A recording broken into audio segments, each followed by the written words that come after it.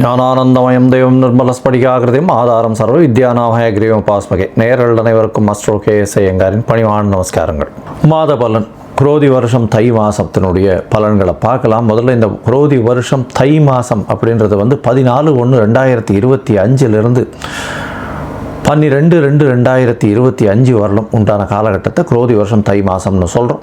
இந்த மாத பலனில் பொதுவாகவே நம்ம சௌரமானம்னு சொல்லக்கூடிய சூரியன் ஒரு ராசியிலிருந்து அடுத்த ராசிக்கு மாறுறதை வச்சு தான் மாதத்தை வைத்து குறிப்பிடுறோம்.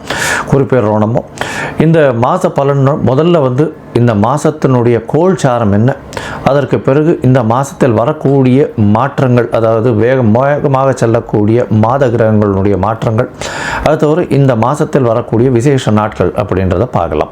இந்த மாதத்தினுடைய கோல்சாரம் அப்படின்னு பார்த்தாலேயானால் ரிஷபத்தில் குரு வக்கரத்திலையும், கடகத்தில் செவ்வாய் வக்கரத்திலையும், கன்னியில் கேது, தனுசுவில் புதன், மகரத்தில் சூரியன், கும்பத்தில் சனி சுக்கிரன், மீனத்தில் ராகு. இந்த மாதத்தில் பார்த்தாலேயானால் வரக்கூடிய மாற்றங்கள் அப்படின்னு சொல்லக்கூடியது 18ஆம் தேதி 18/1/2025 அன்னைக்கு செவ்வாய் வக்கரகதியில் மிதுனத்துக்கு போகிறார். அதாவது புனர்பூசம் 1ஆம் பாதத்துக்கு போகிறார். அதற்கு பிறகு பார்த்தாலேயானால் 19ஆம் தேதி அன்னைக்கு மகரத்தில் புதன், அதாவது 19ஆம் தேதி மாதம் பிறந்து ஒரு 4-5 நாள்லேயே புதனும் சூரியனோடு சேர்ந்து இருக்கக்கூடிய காலகட்டம்.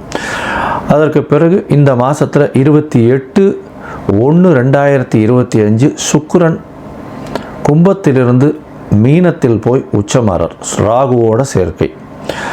அதற்கு பிறகு இந்த மாதத்தில் 5/2/2025 அன்னைக்கு புதன் கும்பத்திற்கு சனியோடு சேர போகிறார். இது இந்த மாதத்தினுடைய கோல்சார மாற்றங்கள், இந்த மாதத்தினுடைய மாத கிரகங்களுடைய மாற்றங்கள். இந்த மாதம் பிறக்கிறது அப்படின்னு பார்த்தோம்னா மகர மாதம், அதாவது 14ஆம் தேதி மதியம் 2:55 தான் மாதம் பிறக்கிறது. அதனால் உத்தராயணம் புண்ணிய காலம் அப்படின்னு ஆரம்பிக்கிறதே உத்தராயணத்துக்கு மகர மாதத்துக்கு சூரியன் போகிறதே மத்தியானம் 2:30 மணிக்கு மேலே தான். அதனால் தை பொங்கல் வைக்கக்கூடிய நேரமும் நான் உங்களுக்கு பார்த்து இன்டிமேட் பண்ணுறேன்.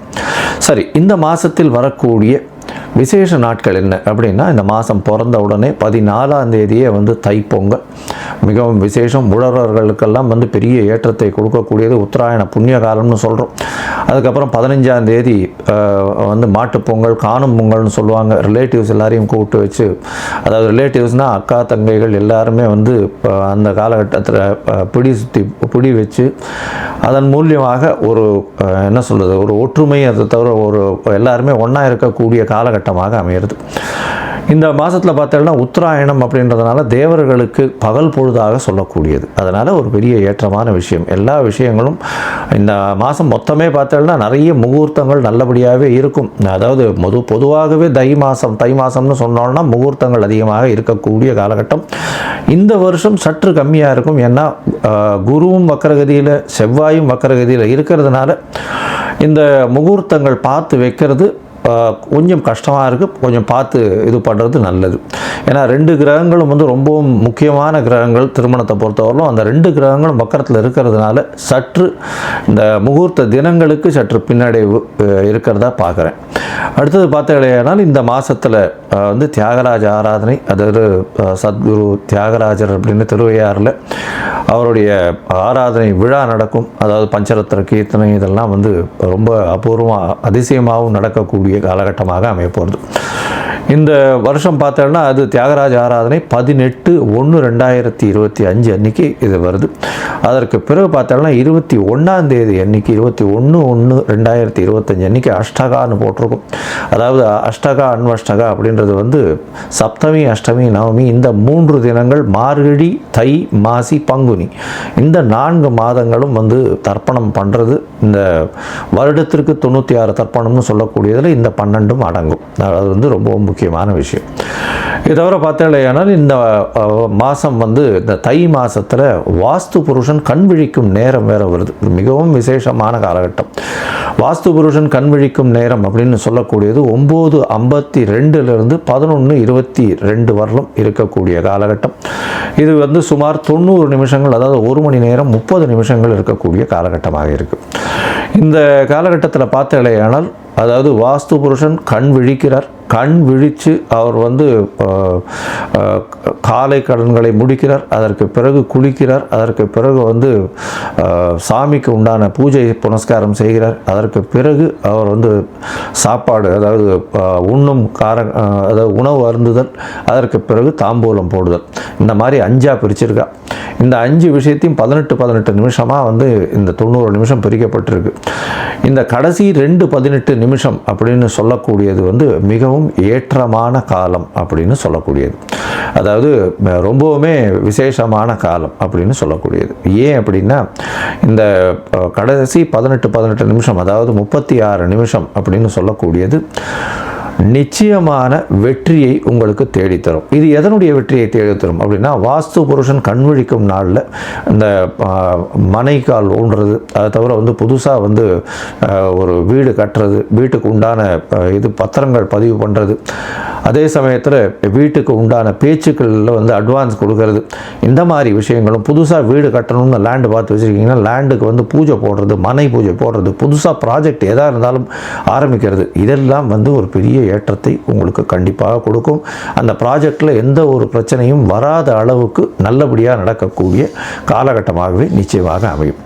அதற்கு பிறகு இந்த மிகவும் முக்கியமான நாள் அப்படின்னு சொல்லக்கூடியது 29/1/2025, அதாவது தை அமாவாசை, உத்தராயண புண்ணிய காலத்தின் முதல் அமாவாசை. அதாவது தேவர்கள் பகல் பொழுதில் நடக்கக்கூடிய முதல் அமாவாசை. எப்பொழுதுமே தை மாதம், ஆடி மாதம், அதுக்கப்புறம் புரட்டாசி மாதம், இந்த அமாவாசையெல்லாம் ரொம்ப விசேஷம். இந்த அமாவாசைகள்லாம் பித்ருக்கள் நம்மளுடைய லோகத்துக்கு வந்து நம்மளோட சேர்ந்து இருக்கிறதா வந்து ஐதீகம். அதனால் வந்து இந்த அமாவாசைக்கு தாய் தந்தையர் இல்லாதவர்கள் கண்டிப்பாக பித்ருக்களுக்கு கொடுக்க வேண்டிய அவர்களுக்கு தர்ப்பணங்கள், அதை தவிர பித்ருக்களுக்கு சேர வேண்டிய விஷயங்களை வந்து பண்ணுறதும், அதை தவிர அருகில் இருக்கக்கூடிய இந்த கோவிலுக்கு போயிட்டு வர்றதும் அதன் மூலியமாக நல்ல ஒரு ஏற்றம் கிடைக்கக்கூடிய காலகட்டம். உங்களுடைய தோஷங்கள், பித்ருக்களுக்கு பண்ணாதது தோஷம் வரும், பண்ணிங்கன்னா நல்ல ஒரு ஏற்றம் வரக்கூடிய வாய்ப்புகள் நிச்சயமாக உண்டு. அடுத்த ஜென்ரேஷனும் நல்லபடியாக இருக்கும். அதை தவிர பார்த்தோம்னா இந்த வருஷம் ரத சப்தமி, அது வந்து 4/2/2025 அந்த அன்னைக்கு வருது. அதாவது சூரியன் தேர்கால் திரும்புறதுன்னு சொல்லுவாள். அந்த ரத சப்தமம் வந்துருத்தோம்னா அதுக்கப்புறம் வந்து உங்களுக்கு ஃபுல் அண்ட் ஃபுல் வெயில் அதிகமாகிட்டே போக ஆரம்பிச்சிடும். இனிமேல் வரக்கூடிய காலங்கள் எல்லாமே வெளிச்சம் ரொம்ப அதிகமாக இருக்கும். லாங் டேஸ் வந்து வரக்கூடிய வாய்ப்புகள், அதாவது டே டைம் வரக்கூடிய வாய்ப்புகள் மிகவும் அதிகமாக இருக்கும். இந்த மாதத்தில் மிக மிக மிக மிக முக்கியமான நாள், ஒரு பெரிய விசேஷமான நாள் அப்படின்னு சொல்லக்கூடியது வந்து பார்த்தாலேயானால் தைப்பூசம். தைப்பூசம் அப்படின்னு சொல்கிறது 11ஆம் தேதி வருது. 11/2/2025 அன்றைக்கி வருது. அதாவது 29 தை மாதத்தில் வருதுன்னு வச்சுக்கோங்களேன், கடைசி நாளுக்கு வருது. தைப்பூசம் அப்படின்றது வந்து முருகனுக்கு அலகு குத்துறது, வேல் சுமக்கிறது, அதை தவிர காவடி சுமக்கிறது, பால் குடம் எடுக்கிறது, இதெல்லாம் நிறைய விஷயங்கள் நடக்கும். ஆனால் தைப்பூசம்னு ஞாபகம் வந்ததுனாலே அதுக்கு முதல்ல ஞாபகம் வர்றது வள்ளலாரனுடைய ஒரு பெரிய விசேஷம், தனிப்பெரும் ஜோதி, அதாவது அருட்பெரும் ஜோதி தனிப்பெரும் கருணைன்னு சொல்லக்கூடியது. அதாவது அணையாத விளக்கு, எப்பொழுதுமே வந்து இன்று வரலும் சாப்பாடு தானமாக கொடுக்கக்கூடிய ஒரு பெரிய இடம் இந்த வடலூரில் இருக்குது. ரொம்ப பெரிய விசேஷம். இன்னி வரலும் அவர் ஏற்றிய விளக்கு இன்னி வரலும் வந்து சாப்பாடு வந்து கொடுத்துட்ருக்காங்க. மிகப்பெரிய, அதாவது தர்மம் செய்யக்கூடிய விஷயமாக அது சொல்லப்படுறது. ஏன்னா சாப்பாடு கொடுக்கறதுன்றது அன்னதானம் இருக்கிறதுலே ரொம்ப விசேஷம். அதுவும் வந்து இத்தனை வருடங்களாக கண்டினியூஸாக டெய்லி கொடுத்துட்ருக்காங்கன்னா ரொம்ப பெரிய விஷயம். அது வந்து ஃபாலோ பண்ணுறதும் ரொம்ப கஷ்டம், அதை செய்கிறதும் ரொம்ப கஷ்டம். அதை பண்ணிகிட்ருக்காங்க அப்படின்னும்பொழுது மிகப்பெரிய ஆச்சரியமான விஷயம். அண்ட் கண்டினியூஸாக பண்ணுறதுல ரொம்பவும் சந்தோஷம். அவங்களுக்கு பெரிய, அதாவது கோடி நமஸ்காரங்களை அவங்களுக்கு நிச்சயமாக தெரிவிக்கணும். இப்போது மேஷம் முதல் மீனம் வரை இந்த தை மாதத்தின் பலன்களை பார்ப்போம். அதற்கு முன்னாடி உங்கள் எல்லோருக்கும் என்னுடைய பொங்கல் திருநாள் நல்வாழ்த்துக்கள். அதை தவிர இந்த உத்தராயண புண்ணிய காலம் நல்லபடியாகவே நல்ல மாற்றங்களோடும் ஏற்றங்களோடும் உங்களுக்கு பிறக்கணும்னு நானும் ஆண்டவனை வேண்டிக்கிறேன். உங்கள் எல்லாருக்கும் ஆசீர்வாதங்கள். இந்த மாதத்தில் பார்த்தீங்கன்னா நிறைய முகூர்த்தங்கள் வரணும். ஆனால் இந்த சற்று முகூர்த்தங்கள் கம்மியாக இருக்குது. இளைஞர்கள் கல்யாணத்துக்கு பார்த்து கொண்டிருக்கிறவர்களுக்கு நல்லபடியாக கல்யாணம் வரணும் அப்படின்றத வேண்டிக்கிறோம். சரி, இப்போ மேஷம் முதல் மீனம் வரை உண்டான ராசிகளுக்கு என்னென்ன பலன்கள் அப்படின்றத பார்ப்போம். அதுக்கு முன்னாடி என்னுடைய மொபைல் நம்பர் ஸ்க்ராலிங்கில் போயின்னு இருக்கும். உங்களுக்கு ஒருவேளை ஏதாவது அஸ்ட்ராலாஜிக்கல் கன்சல்ட் தேவைப்படுமையாயின் நீங்கள் எனக்கு ஃபோன் பண்ணுங்க. உங்களுடைய date, time, place of birth, உங்களுடைய அதாவது பெயர், உங்களுடைய தாய் தகப்பனார் பெயர் வரணும் எனக்கு அனுப்புங்க. என்னுடைய கட்டணம் என்னன்னு சொல்கிறேன், அந்த கட்டணத்தை அனுப்புங்க. அதற்கப்புறம் நீங்கள் உங்களுடைய ஜாதகத்தை போட்டுட்டு அதில் சந்தி இருக்கான்றதை பார்த்துட்டு, பொதுவாகவே நான் பார்க்கும்பொழுது அந்த சந்தியிலேயே நிறைய பேர் சந்தியிலேயே ராசி தெரியாமையோ நட்சத்திரம் தெரியாமையோ இருக்கா. ஏன்னா மிருகசீரிஷ நட்சத்திரம் ரிஷபத்திலையும் வரும், மிதுனத்திலையும் வரும். விசாக நட்சத்திரம் பார்த்தீங்கன்னா துலாத்திலையும் வரும், விருச்சிகத்திலையும் வரும். அந்த மாதிரி உடைந்த நட்சத்திரங்கள் 2 ராசியிலையும் வரும். அதனால் எந்த ராசினே தெரியாமல் இவ வாட்டுக்கு 40-50 வயசு வரலும் மிருகசீரிஷம்னு ரிஷப ராசிக்கு அர்ச்சனை பண்ணிட்டு இருப்பாள். ஆனால் ரிஷப ராசியில் இருப்பாள். அதாவது மிதுன ராசிக்கு அர்ச்சனை பண்ணிட்டு இருப்பாள், ரிஷப ராசியில் இருப்பாள்.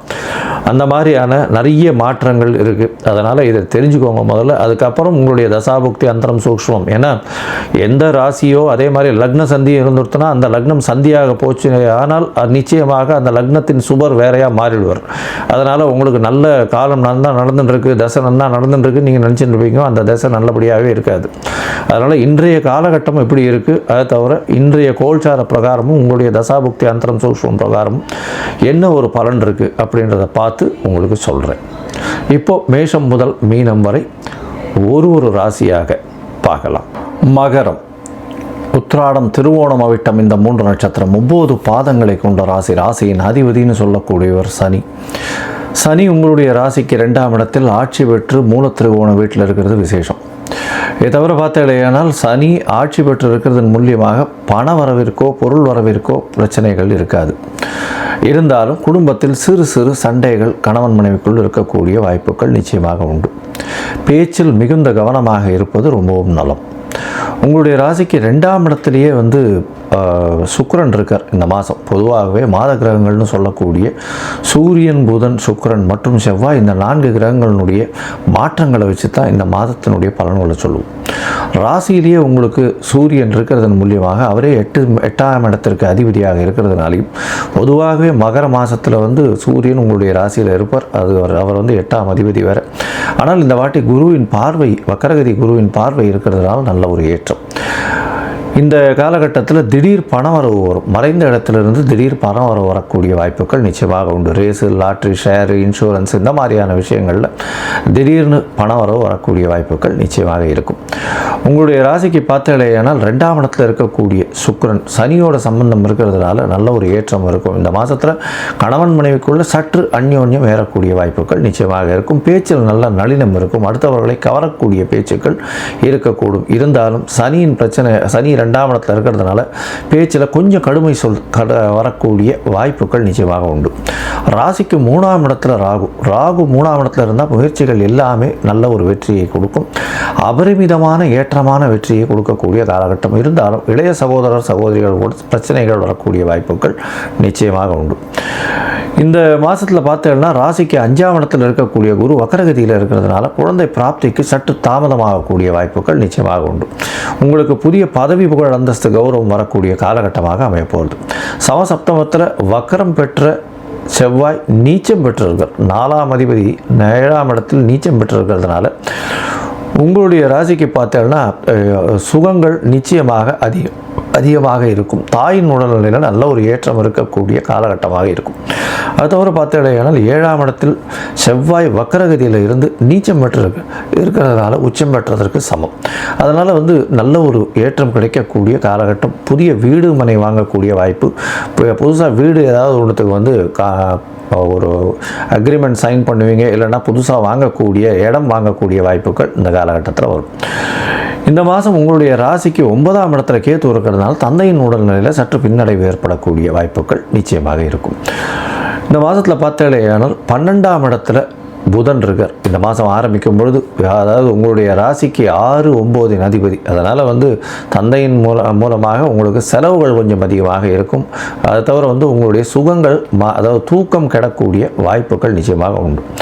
இந்த மாதம் 18ஆம் தேதி 18/1/2025 அன்னைக்கு உங்களுடைய ராசியிலேயே வந்து ராசிக்கு 7ஆம் இடத்துல இருக்கக்கூடிய செவ்வாய் ராசிக்கு 6ஆம் இடத்துக்கு போகிறார், வக்கரகதியில் போகிறார். 6ஆம் இடத்துல போகும்போது பார்த்தலையானால் கண்டிப்பாக உங்களுடைய பிரச்சனைகள் எல்லாவற்றிலும் வெற்றி கிடைக்கக்கூடிய காலகட்டமாக அமைய போகிறது. எந்த ஒரு போட்டியிலையும் வெற்றி பெறக்கூடிய வாய்ப்பு, போட்டித் தேர்வில் வெற்றி பெறக்கூடிய வாய்ப்புகள் நிச்சயமாக இருக்கும். படிக்கக்கூடிய மாணவர்களுக்கு நல்ல ஒரு ஏற்றமான காலகட்டமாக அமைய போகிறது. இந்த காலகட்டத்தில் வந்து அரசியல் சார்ந்த, அதை தவிர சமூகம் சார்ந்த, அதை தவிர இரும்பு சம்பந்தமான இன்ஜினியரிங் கோர்சஸ், அதாவது mechanical engineering, electrical, electronic engineering, இந்த மாதிரியான கோர்சஸில் படிக்கிறவங்களுக்கு நல்ல ஒரு ஏற்றம் கிடைக்கும். ஐஏஎஸ், ஐபிஎஸ் போட்டித் தேர்வுகள் ஏதாவது இருந்ததுன்னா அந்த போட்டித் தேர்வுகளில் நிச்சயமான வெற்றி கிடைக்கக்கூடிய காலகட்டமாக அமைய போகிறது. இந்த காலகட்டத்தில் பார்த்தீங்கன்னா உங்களுடைய ராசிக்கு 2ஆம் இடத்துல இருக்கக்கூடிய சுக்கிரன் உங்களுடைய ராசிக்கு 3ஆம் இடத்துக்கு போகிறார். அது 28/1/2025 அன்னைக்கு சுக்கிரன் உச்சம் பெற்று போகிறார். உங்களுடைய 5, 10 அதிபதி உச்சம் பெற்று போகிறதுனால தொழிலில் அபரிமிதமான மேன்மை இருக்கும். உங்களுக்கு புதிய பதவி, புகழ், அந்தஸ்து, கௌரவம்லாம் வரக்கூடிய வாய்ப்புகள் நிச்சயமாக உண்டு. இதை தவிர பரிவர்த்தனை யோகம் வேறு 3ஆம் அதிபதியும் 5ஆம் அதிபதியும் பரிவர்த்தனையாகிறது பெரிய விசேஷம். இதன் மூலியமாக முயற்சிகள் அனைத்தும் வெற்றி பெறும்.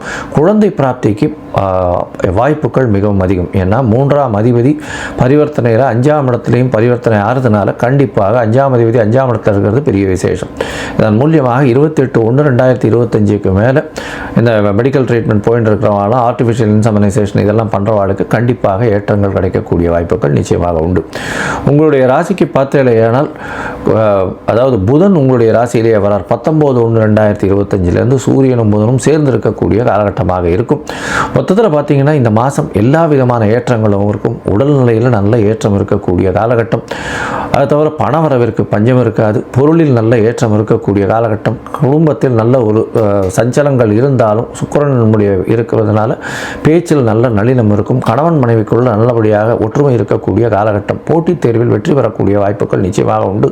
தாயின் உடல்நிலையில் நல்ல ஒரு ஏற்றம். தந்தையின் உடல்நிலையில் சற்று செலவுகள் இருக்கும். மருத்துவ செலவுகள் கொஞ்சம் அதிகமாக இருக்கக்கூடிய காலகட்டமாக அமைய போகிறது. புதிய வேலை வாய்ப்பு, வேலையில் மாற்றம் கிடைக்கக்கூடிய காலகட்டமாக அமைய போகிறது. இந்த மகர ராசிக்காரர்கள் இரும்பு சம்பந்தப்பட்ட தொழில், அரசாங்கம் சம்பந்தப்பட்ட தொழில், அதை தவிர வந்து இந்த கோர்ட்டு, ஜட்ஜு, இந்த மாதிரியான தொழில், சட்டம், நீதி, போலீஸு, இந்த மாதிரியான விஷயங்கள், அதை தவிர இந்த கருப்பு மண், கருப்பு துணி, எண்ணெய் வித்துக்கள், இந்த மாதிரியான வேலை செய்கிறவங்களுக்கெல்லாம் வந்து பெரிய ஏற்றம் கிடைக்கக்கூடிய வாய்ப்புகள் நிச்சயமாக இருக்கும். இந்த மாதத்தில் சில நாட்கள் முயற்சிகளை தள்ளி வைக்கிறது நல்லது. ஏன்னா உங்களுடைய முயற்சிகள் எல்லாமே பலிதமாகும் சொல்லியிருக்கோம். இருந்தாலும் சில நாட்கள் முயற்சிகளை தள்ளி வைப்பது நல்லது. அந்த சில நாட்கள்னு சொல்கிறது சந்திராஷ்டம நாட்கள். உங்களுடைய ராசிக்கு சந்திராஷ்டம காலம் அப்படின்னு சொல்லக்கூடியது பார்த்தாலேயானால் 17ஆம் தேதியிலிருந்து 18ஆம் தேதி வரலும், 17, 18 இந்த 18/1/2025 வரலும் இந்த 2 நாட்கள் இருக்குது. அதை தவிர 12ஆம் தேதி சாயந்தரம் வந்து சந்திராஷ்டம 12/2/2025 சாயந்தரம் சந்திராஷ்டம காலமாக இருக்குது. இந்த காலகட்டத்தில் புதிய முயற்சி வேண்டாம், வெளியூர் வெளிமாநில பிரயாணம் வேண்டாம்னு சொல்கிறோம். ஒருவேளை பண்ண வேண்டிய கட்டாயம் இருந்ததுன்னா சந்திர பகவானுக்கு உண்டான எளிய பரிகாரம்னு சொல்லக்கூடிய அல்லிப்பூ வாங்கி அருகில் இருக்கக்கூடிய சிவன் கோவிலில் கொடுங்க. இந்த மாதம் வந்து தேய்பிறை அஷ்டமியில் காலபைரவரை போய் சேவிச்சுட்டு வாங்கும். காலபைரவரை சேவிச்சுட்டு அவருக்கு ஒரு விளக்கு போட்டு வாங்கும். உங்களுடைய எல்லா விதமான பிரச்சனைகளுக்கும் ஒரு முடிவு சுமூகமாக வரக்கூடிய காலகட்டமாக அமையும்.